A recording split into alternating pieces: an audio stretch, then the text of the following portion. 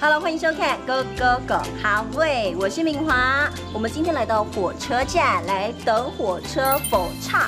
为什么呢？因为今天 GoGo 直击要带大家直击的行业就是列车长。列车长平常到底做些什么样的工作，才能让大家平平安安的出门，安安全全的回家呢？带您去看看喽。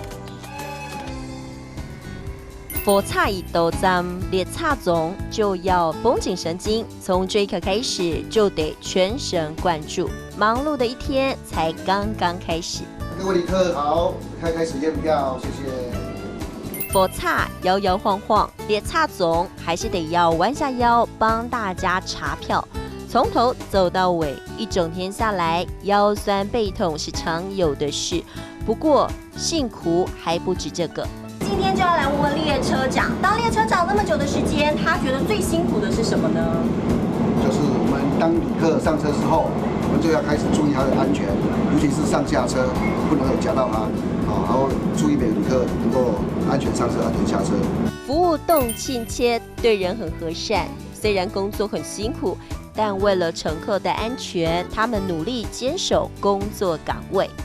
今天的客语单字要教大家的就是火车了。火车怎么说呢？今天请到我们的客语手老师，我们的列车长教大家火车怎么说呢？火车，火车，火车记起来了吗？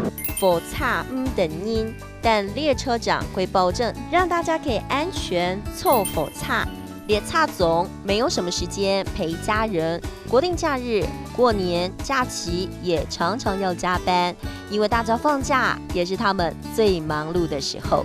Hello， 各位观众朋友们，今天跟着敏华一起来认识了列车长。你们发现列车长其实就像是守护我们回家的天使一样，有着他们陪着我们呢，我们就感觉放心很多哎。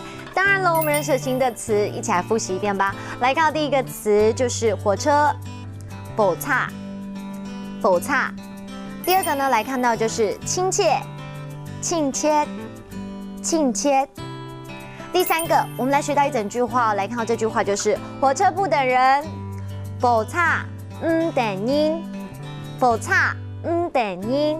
你们都有学会了吗？记得多多练习。其实啊，在火车上面你也会听到客语发音的站名哦，多多练习吧。我们下次见，拜拜。